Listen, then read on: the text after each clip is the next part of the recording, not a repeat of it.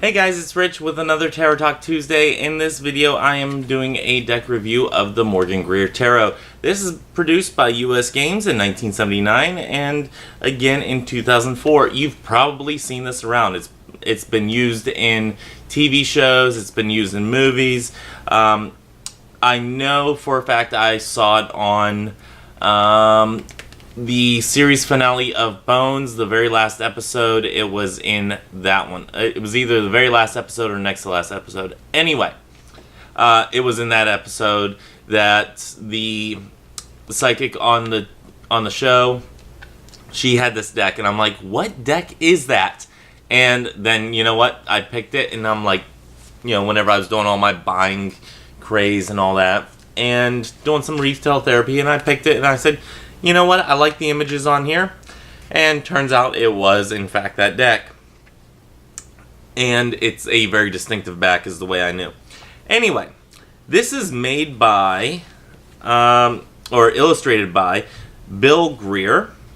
And a little bit about the deck before we go and get into the actual comparing of the Rider-Waite-Smith and the Greer is a lot of room in the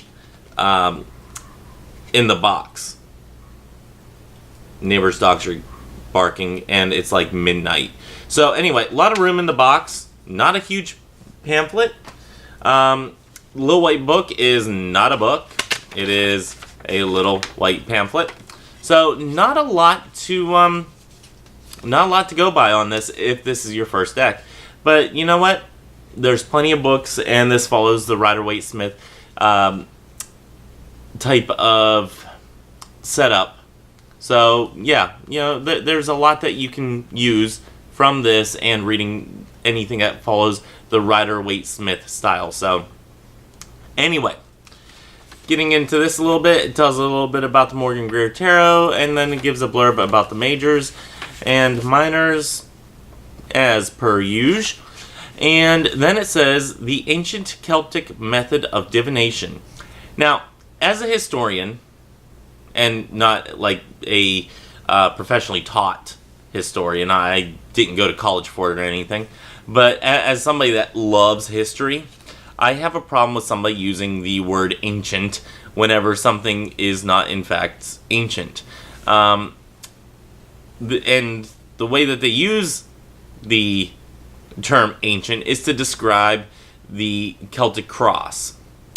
And I like that they have the Celtic cross set up in the method that I do it, or that the method that I usually do it.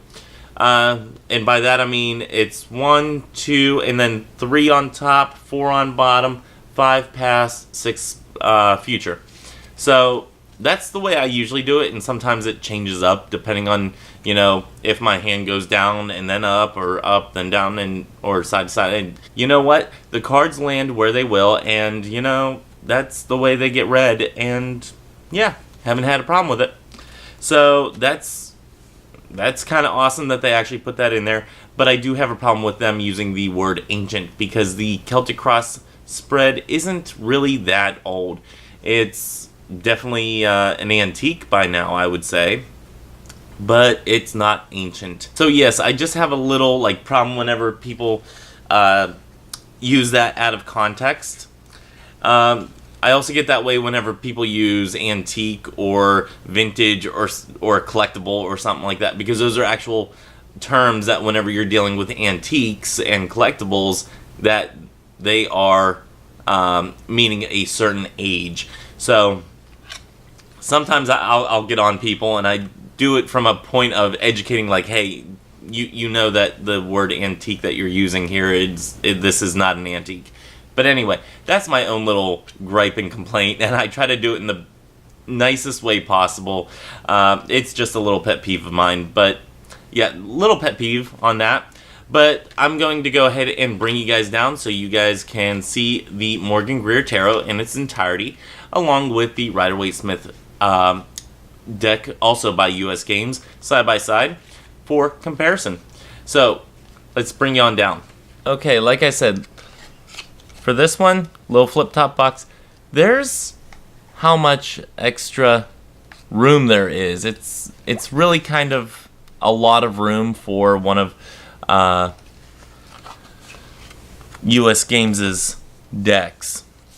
So some things that you get is you get a little something about Bill Greer. So we'll set that aside. You get a nice little title card. And I hope it's not coming in too glared. Some things about the cards. They are a little bit thinner than the Rider-Waite-Smith. I don't know if you can see it, but there's a little bit more width on the Rider-Waite-Smith than on the Morgan Greer. These are not reversible. If you look at the stars, they're not reversible. Yeah. This is how I knew that the episode in Bones was a Morgan Greer deck. Once I saw this back, I'm like, that's the deck that I saw. So, a very distinctive back. You see it in some TV shows and some movies and whatnot. It's not an uncommon deck. Not my favorite backing, but you know what? I can take it or leave it. It has a smooth finish to it. It's not like a matte finish, but it's not like the plastic glossiness that the older Rider-Waite-Smiths would have on them. So I don't even know how to describe it. It's almost like a silky smooth finish. So I can't wait to actually try to shuffle these and see how they turn out. Some things that I like about it is these are borderless. They don't have as much detail in the overall scene that the Rider-Waite-Smith has. And now that you're closer, you can see that. With the Rider-Waite-Smith, you have a lot more of the background that you're able to see. But in the Morgan Greer, you're given like a close-up of the whole situation. Everything's kind of almost seems like it's kind of crammed in there. But I think it's done fairly well. I don't have any complaints about that. I actually like this artwork. Not my favorite kind of artwork, but I see the beauty in it, and I can immediately, out of the box, take and... Let me go ahead and start flipping here. I can take it out of the box, and I can start reading with it. One thing I have to say about this magician is look at that porn stash. I mean, that's... Wow, what year did I say this was? This originally came out? 79? Okay, that makes sense. So, yeah, I can take this out of the box and I can immediately start reading with it. So, a lot of the traditional symbolism for the Rider-Waite-Smith system is in there. So, it's pretty easy to decipher what exactly is going on. This is ethnically diverse, so if that is a thing that you look for in decks, this is ethnically diverse, or at least on that one card. I didn't look through all of them for the ethnically diverse part, but we will see as we go.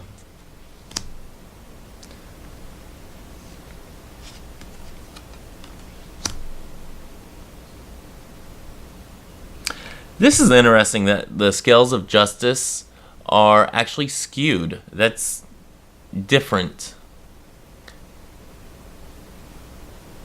And I didn't realize that even my frame was skewed. Okay, so moving on.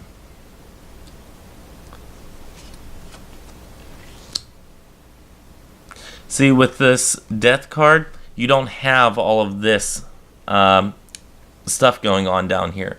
You just have Death himself. So that's one of those things that is kind of the downside to this, is that you don't have all those other things being shown the devil, not your typical devil, as far as the Rider-Waite-Smith system, where you have the couple chained up, or anybody chained up. I like that tower. I can dig that tower.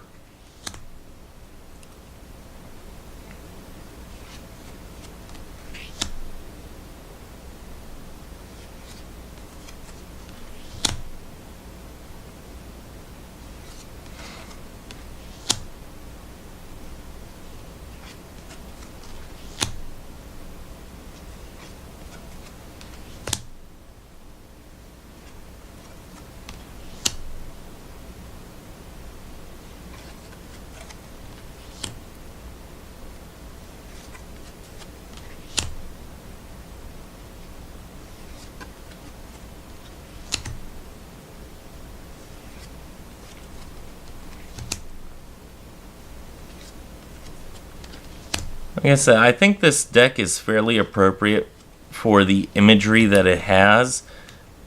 I wish you could see a little bit more of what's going on around the situation. Like what else is happening in this scene? That's kind of the stuff that I would rather have seen in this deck. But I think it's still very appropriately done.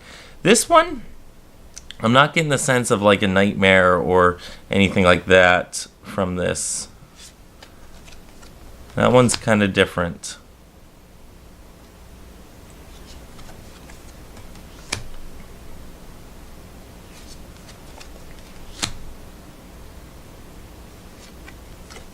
I think it was Arwen that was saying when it comes to the knights that it is a big deal, or at least it's something that she notes whenever looking at the knights, whether or not they are on horses. On this one, you wouldn't have been able to tell, at least in the swords.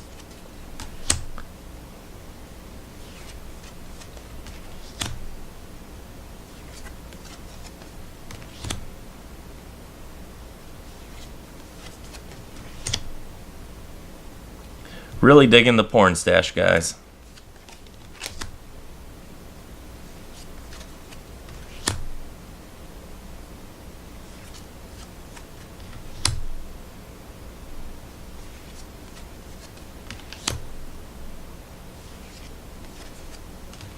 Again, you can't tell if he's on a horse or not.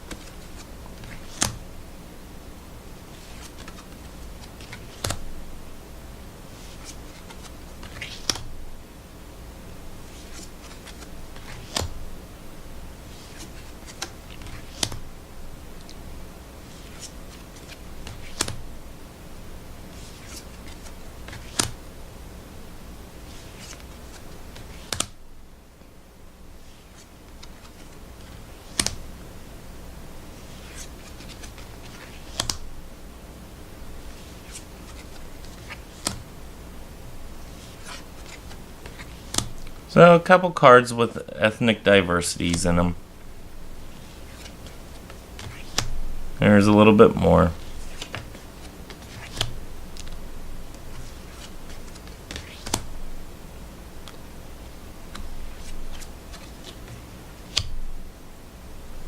Again, can't tell if they're on a horse or not.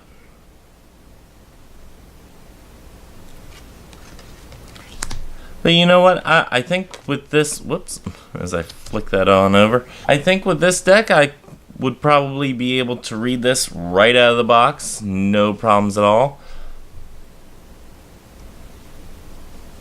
Let's see how well it shuffles. Whoops. That's on me. That wasn't the cards, that was me. So, let's see. Very nice shuffle. Oh, I didn't do card thickness. Let's see what the deck thickness is, the difference in decks. They're about the same thickness, so maybe a tad thicker, just a little bit thicker, but not by much. You got maybe one or two card extra. Yeah, okay.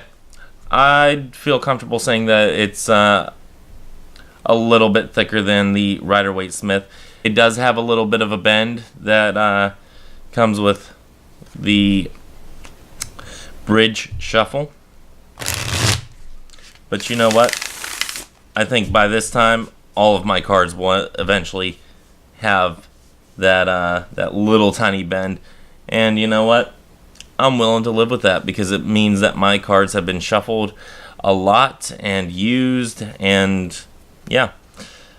What I worry about is whenever I see a deck like this Rider-Waite Smith, that has not been shuffled. Since I found my 2 of Swords that went missing, I've been using my other Rider-Waite Smith deck, and this one I keep just for reviews.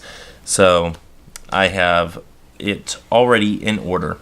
So this probably will not live in this box for very long. As soon as I get a a